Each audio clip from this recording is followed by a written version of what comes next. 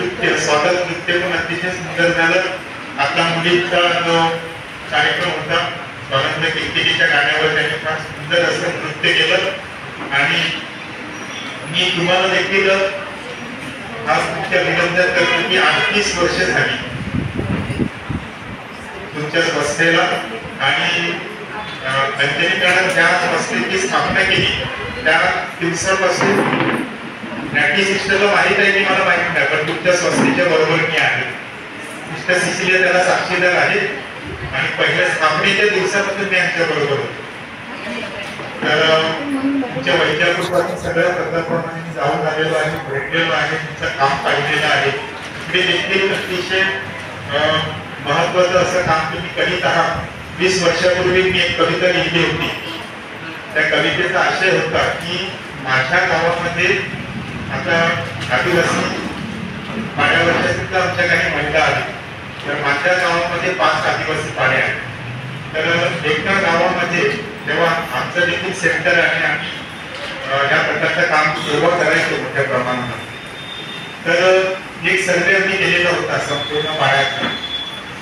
तर 80च्या वरचा एकही तरुण त्या पाड्यावर जिवंत नव्हता आणि 25च्या आतल्या सगळ्या मुली ह्या विधवा होत्या.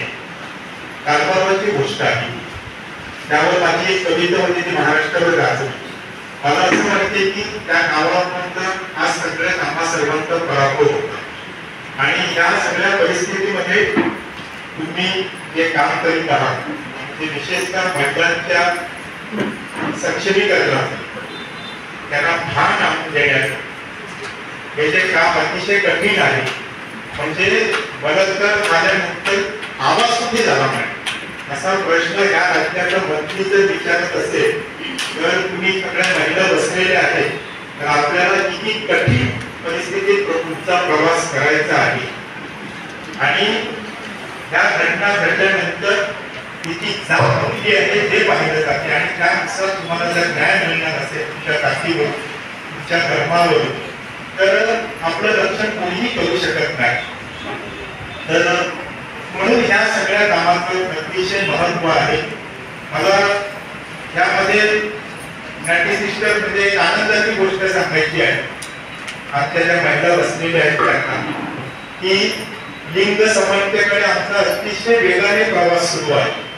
त्याचं कारण असं आहे की मला कोणीतरी सांगितलं की लग्नाच्या रिसेप्शन मध्ये म्हणजे माझ्या समाजामध्ये, मी ज्या समाजातून आलेलो आहे, बाकीच्या समाजाबद्दल मी बोलत नाही, तर त्याच्यामध्ये असं अनाउन्स करण्यात आलं जेवणाच्या वेळेला की पुरुषांचा श्रमपरिहाराचं काउंटर एका बाजूला आहे आणि महिलांचं श्रमपरिहाराचं काउंटर दुसऱ्या बाजूला आहे.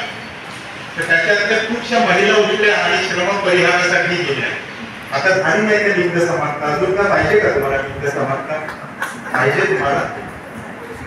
आणि हे जर आम्ही बोललो अशी म्हणजे माझं भाषण तुम्ही केलं, मला अशी कल्पना नव्हती.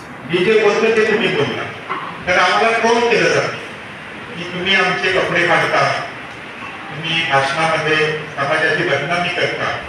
परंतु ही जी वाटचाल आहे ना त्यासाठी मला एका शिक्षक मेळाव्यात बोलावलेलं होतं. 1200 शिक्षक होते त्या ठिकाणी आणि पैसे देऊन बोलावल्यामुळे मला 1 तास बोलायला सांगितलं. तर पैसे देऊन आणि पैसे दिल्याशिवाय मी बोलत नाही, पैसे घेऊनच बोल, फुकट बोलायचं नाही. कारण आपण मेहनत करतो, आपण अभ्यास करतो, तर त्याच्यासाठी फुकट बोलायचं आमची मेहनत आहे त्याकडे. तर 1200 शिक्षक होते त्या ठिकाणी. मी त्यांना एकच प्रश्न विचारला, 90% महिला होत्या त्याच्यात. मी त्यांना एकच प्रश्न विचारला की 7व्या वेतन आयोगामुळे आपले पगार खूप चांगले झालेले आहेत, ही आनंदाची गोष्ट आहे. विनाअनुदानित शाळांचे प्रश्न वेगळे आहेत, त्याच्यावर मी बोलत नाही. तर तुमच्यातले किती लोक पुस्तकं विकत घेतात? तर त्या प्रश्नाचं उत्तर कोणीही हात वर करायची हिंमत दाखवली नाही. आणि दुसरा महत्वाचा मुद्दा की तुम्ही वृत्तपत्र वाचता का? आता वृत्तपत्र तुमच्याकडे सगळ्या सोशल मीडियावर पण वेगवेगळ्या ॲपवर मिळतील, म्हणजे हार्ड कॉपी वाचायला पाहिजे असं नाही. वाचता का तुम्ही? आणि दुसरी गोष्ट की लायब्ररी असते त्याचा तुम्ही किती लाभ घेता? बीएड आणि बीएडला जेवढं तुम्ही वाचन केलेलं आहे त्याच्या पलीकडे तुम्ही काहीही वाचन केलेलं नाही. हे मी त्या ठिकाणी बोलतो. तर आयोजक कार्यक्रम संपल्यानंतर आयोजक मला म्हणाले सर म्हणे म्हणजे आमची फार अपेक्षा होती. मी त्यांना म्हणालो मी तुम्हाला शुभेच्छा चुटकुले विनोदाच्या गोष्टी सांगण्यासाठी आलेलो नाही ना. तर आपण ह्या ठिकाणी जे बसलेलो आहोत ना, मला कधी कधी खूप प्रचंड भीती वाटते आणि कधी कधी बरं देखील वाटते की एवढ्या काही महिला आलेल्या आहेत, ही संस्था नसती तर कुठल्या प्रकारची जागृती आहे ना. म्हणून परवाच्या दिवशी तो एक प्रकार घडला ट्रम्पच्या समोर आणि 30 वर्षापूर्वी आम्ही ज्यावेळेला धर्म परिषद वसईत खाली होती त्यावेळेला आम्ही त्या ठिकाणी मुद्दा मांडला होता की स्त्रियांना धर्मगुरू पद द्या. अजून त्याला कितीतरी शर्त लागतील कारण आमची मानसिकता जी आहे ते आमच्या पुरतं सगळं मर्यादित ठेवायचं, तुमच्यापर्यंत येऊन द्यायचं नाही. आम्ही सगळे त्याचे बळी आहोत. परंतु ती जी दिशा ट्रम्पच्या डोळ्यात डोळे काढून ती बाई जी बोलली ना, ती हिंमत फक्त बाईच करू शकते. लक्षात आलं ना तुमच्या? त्या ट्रम्पला सांगितलं की लोक घाबरलेली आहे कारण तो सुसाट निघालेला आहे आणि हा समानतेचा विषय एवढा कठीण आहे ना, तुम्हाला सांगतो की जगभरामध्ये उजव्या शक्ती ज्याला 90s म्हणतात, त्या पाड्यावरच्या ज्या बाया आहेत ना त्यांना म्हणजे धर्माला मानणारी लोक, धर्म आणि धर्म कुठला सनातन धर्माला मानणारी लोक आहेत जगभरात. अमेरिकेपासून इकडे पंत आहे त्यांचे पास्टर आहेत ना, ते काय सांगतात माहित आहे का, आम्हाला सगळं जग निश्चित करायचं आहे आणि ते सगळे ट्रम्पच्या मागे उभे आहेत म्हणून ट्रम्प निवडून आले. जर्मनीमध्ये काल जे निकाल आले त्याच्यामध्ये पूर्ण उजव्या शक्ती मोठ्या प्रमाणामध्ये त्या निवडून आल्या. तुर्कस्तानमध्ये सारखीच परिस्थिती आहे. रशियाचं पुतीन तुम्हाला माहित आहे, हे सगळे उजव्या आणि आपल्या इकडे काय चाललेलं आहे हे तुम्हाला माहित आहे. हे सगळे उजव्या शक्ती आहे आणि यांना स्त्रियांची समानता मान्य नाही. तुम्हाला सनातन धर्माचे गोष्ट आहे ना त्याच्यामध्ये स्त्रियांना कुठलेही अधिकार नाही, शूद्रांना कुठलेही अधिकार नाही. स्त्री शूद्र यांना अधिकार नाही, ते नाकारलेले आहे. म्हणून घटना आपल्याकडे आहे ती त्या घटनेने आपल्याला अधिकार दिलेली आहे. तर ती घटना देखील संपवून टाकण्याचा कारस्थान सध्या चालू आहे आणि त्या परिस्थितीमध्ये वेगवेगळ्या संघटना काम करत आहेत. आणि दुसरी अतिशय दुःखाची गोष्ट म्हणजे सगळ्यामध्ये देशाच्या ज्या काही परिवर्तनवादी चळवळीतल्या जी काही मंडळी आहे, संस्था आहे, संघटना आहे, त्यांचं काम मोठ्या प्रमाणामध्ये थांबवलं जात आहे. म्हणजे स्टॅन स्वामी सारखा धर्मगुरू होतो त्या दुर्गम भागामध्ये काम करत होता, तर त्याला कसं नष्ट करण्यात आलं हा वेगळा विषय आहे. आनंद तेलतुंबडे सारखा प्राध्यापक म्हणजे अतिशय विद्वान माणूस 5 वर्ष त्याला आतमध्ये सडवलं आणि आता जामिनावर बाहेर पडले. ते कुणालाही आतमध्ये टाकू शकतात. म्हणजे आता जो तुम्ही आंदोलन वगैरे शक्य होतं म्हणजे आपल्याला त्याने हा चांगला मुद्दा मांडला की आपलं अस्तित्व नष्ट करण्याचं कारस्थान रचलं जात आहे आणि तुम्ही जर रस्त्यावर उतरणार असाल ना तर तुम्हाला फेकून टाकणार आहे. हे सगळं मानसिकतेची नेतृत्व राज्य करणारी लोक जगभरात गादीवर आहे, सत्तेवर आहे. आणि ह्या सगळ्या परिस्थितीमध्ये मग आपल्या हाती काय शस्त्र आहे? तुम्ही जे बसलेले आहात, आपण जे सगळे चळवळीत काम करतो, आपल्या हातामध्ये काय आहे? आपण काय करणार आहोत? तर आपल्याकडे विचार हा हेच शस्त्र आहे. हे काल एककडे बोलताना सांगितलं म्हणजे बलात्काराचा विषय निघाला ना, तर 20 वर्षापूर्वी एक कोळी बाई मला भेटली.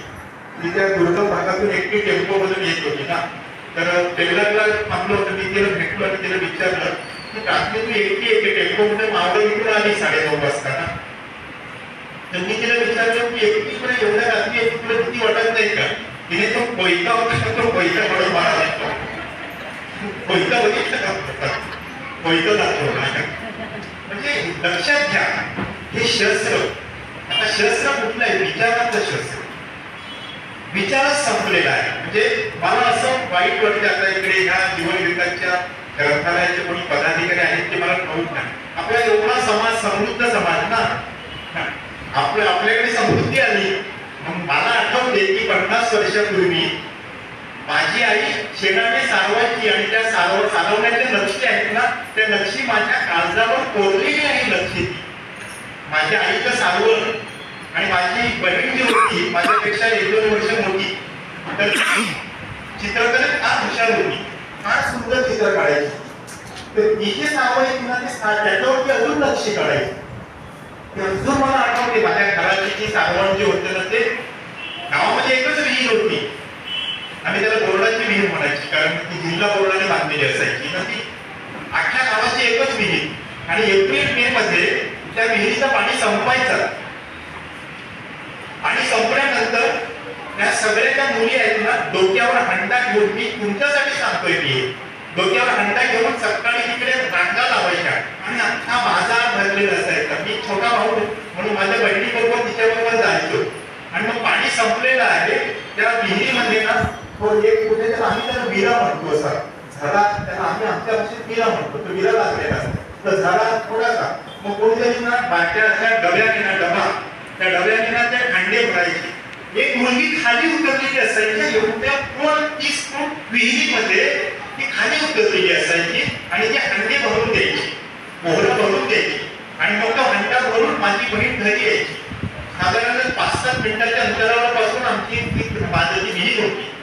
मी विचार करतो की आता आमची परिस्थिती बदललेली आहे, घरामध्ये नळ आलेली आहे, सगळं झालेलं आहे ना, परंतु आजही 50 वर्षानंतर मी त्या विहिरीमध्ये उतरतो, माझा शब्दांचा कोहरा त्या विहिरीमध्ये मी टाकतो आणि काही शब्द बाहेर काढतो. त्याच्या माझ्या कविता होता, त्या मी विसरलेलो नाही. माझा प्रवास झालेला आहे तुम्हा सगळ्या महिलांचा.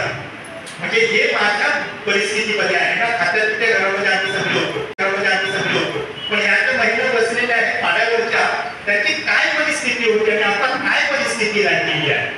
पुढच्या काही वर्षामध्ये तुम्हा सर्वांना ठेचून टाकण्यात येणार आहे. तुमचा वापर फक्त मतकर्ता केला जाणार.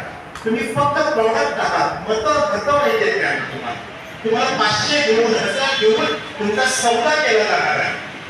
आणि तुम्हाला देखील आम्ही दिवस देत नाही, तुम्ही 1000 घेतले 2000 घेतले, तर जो 5000 देणार आहे त्याला तुम्ही मत देणार, 2,500 देणार नाही. 7,500 रुपये तुमच्या घरामध्ये त्या रात्री आले, तुमची दिवाळी झाली. परंतु पुढे संपूर्ण आपल्या आयुष्याची होळी होणार आहे. या सगळ्या वातावरणामध्ये आज आपण बसलेलो आहोत. म्हणजे लिंग समानता झालीच पाहिजे, परंतु आपण पहिलं हे सगळे जे पाणे आहे, ते वंचित घटक आहेत, कष्टकरी आहे, बहुजन समाज आहे, तो इकडचाच नाही, संपूर्ण देशभरातला तो जिवंत राहणार आहे का हा प्रश्न आहे. आणि त्याला तो सगळं संपवायचं आहे. म्हणजे मॅडम इकडे बसलेले आहेत, त्या आता नागपूरला काम करतात, पालघरला म्हणजे 20 की 22 प्रोजेक्ट येत आहेत. बुलेट ट्रेन पासून, कॉरिडॉर पासून, अलिबाग विरार कॉरिडॉर पासून, अहमदाबाद आपला वडोदरा एक्सप्रेस हायवे पासून मेगा प्रोजेक्ट येत आहेत. मेगा प्रोजेक्ट मी त्या गावामध्ये अनेकदा जातो. काल पण 2-3 दिवस सरासरी होतो. 2 कोटी आले, 3 कोटी आले, पैसे संपले, घरातले पैसे संपले. बुलेट ट्रेनला त्यामध्ये जागा अधिग्रहण केली, त्यांच्याकडे पैसे आले, पैसे 2 कोटी आलेले आहेत, 3 कोटी आले, ते पैसे संपले. व्यसनामुळे संपूर्ण कुटुंबाची वाताहत आहे. ही आपली सगळी परिस्थिती आहे. या सगळ्या परिस्थितीमध्ये आपण सर्वांना काम करायचं आहे. आणि म्हणून तुम्ही एवढ्या असलेले या ठिकाणी आलेले आहात. आपली जबाबदारी फार मोठी आहे, जबाबदारी फार मोठी आहे. मला कधी कधी एवढं वाईट वाटते की गेली अनेक वर्ष ह्या सगळ्या परिस्थितीचं मोठं काम आहे या सगळ्या परिसरामध्ये, परंतु महिला सक्षम नेतृत्व आमच्या समाजातून का तयार होत नाही. मला असं वाटतं की ह्या सगळ्या गोष्टीचं अनालिसिस करण्यासाठी आमच्या महिला व्यासपीठावर येतील, त्या बोलतील, असं होत नाही बघा. आणि हे मी बोललो की आमच्या अनेक लोकांना मिरच्या झोडतात. आम्ही जायलाच करत नाही. आम्हाला चर्चमध्ये झाडू मारणाऱ्या बाया पाहिजे हे बोललो. चर्चचं विरोधक आहे, पण आपल्या सगळ्यांचा पराभव आहे ना. एक बाई अनालिसिस करण्यासाठी अंजली कानेटकरला का बोलवावं लागते आम्हाला. अंजली कानेटकर तुमच्या समाजातून का होत नाही, त्यांनी जायलाच करत नाही. आणि बाया पण होत नाहीत ना. कारण आमची दिशा बदललेली आहे. मेहंदीचा प्रकार कुठून आला, मेहंदीचं संगीताचा प्रकार कुठून आलं. 5-5 दिवस लग्न, 700 वरातीमध्ये बाया. आणि तुझ्या बाजूला आदिवासी पाड्यावर बाई कॅन्सरने मरते, तिच्याकडे औषधाला पैसे नाहीत. आपण सारे नरकात जाणार चालेल, त्याच्याकरता कोणीच काम करत नाही. लग्नाला मला एक जण सांगतो, टेम्पो चालवतो, 50 लाख रुपये पोरीच्या लग्नात टेम्पोचं तू करतो काय, टेम्पो चालवतो. आता स्वप्न पोरीचं लग्न त्याला दोष नाही, कारण आम्ही वातावरण कसं तयार केलेलं आहे, म्हणजे हे सगळं जे आहे ना, हेच सगळं आहे. हा सगळा पराभव आहे. एवढं मोठं व्यासपीठ आमच्या सगळ्यांकडे होतं, पण आम्ही काहीच निर्माण केलं नाही. फक्त देखावे निर्माण केले. 5 लाखाचे 10 लाखाचे देखावे करायचे घरामध्ये. त्याच्यापेक्षा माझ्या घरचा ब्रँड मोठा पाहिजे ह्याच्यामध्ये आमचं सगळं संपून गेलं. आणि ह्याच्याबद्दल बोललं